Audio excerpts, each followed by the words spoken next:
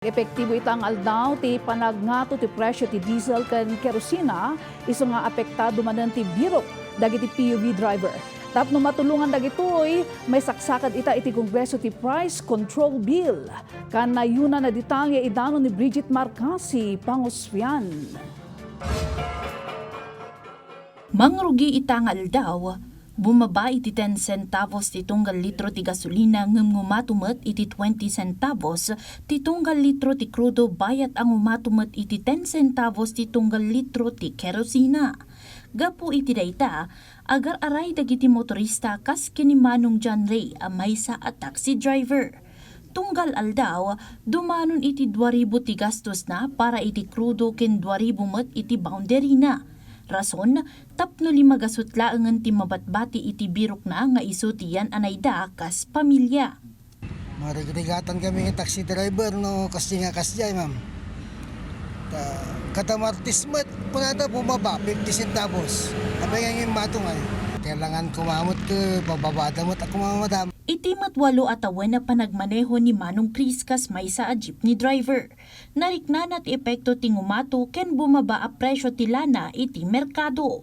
Manipod iti 1,200 a gasolina ni Manong Chris tunggal aldaw, dumanon itan iti 1,600. Isu a maysa kid daw na no mabalbalin iti panakaipapaba iti 40 agingga 50 pesos ti presyo.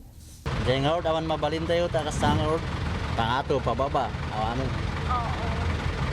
ano sanlatan anya ngayon basta dati paglungaran na giti commuters.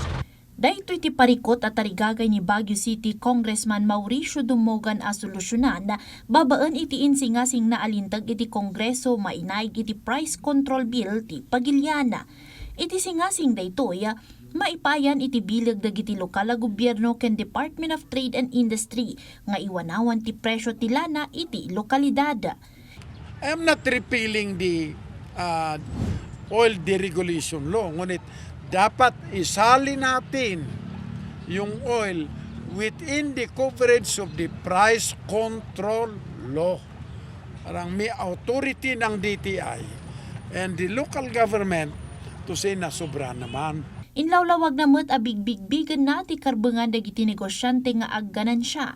Ngem uncontrolled ti presyo dagiti lana iti nagduduma nga oil companies amang ituntun da iti nangat-ngato a presyo ti lana iti syudad no idilig kadagiti daduma a probinsya. We do not, of course, say na dapat hindi sila magganansya. Negosyo yan eh. But it must be reasonable. Mangnamnaman ni Congressman Domogan nga aprobaran ti House of Representatives ti singasing. Tinasao a House Bill kat adda paylaeng iti umuna a panagbasa. Bridget Marcasi Pangosfian para iti Pambansang TV. Iti baro a Pilipinas.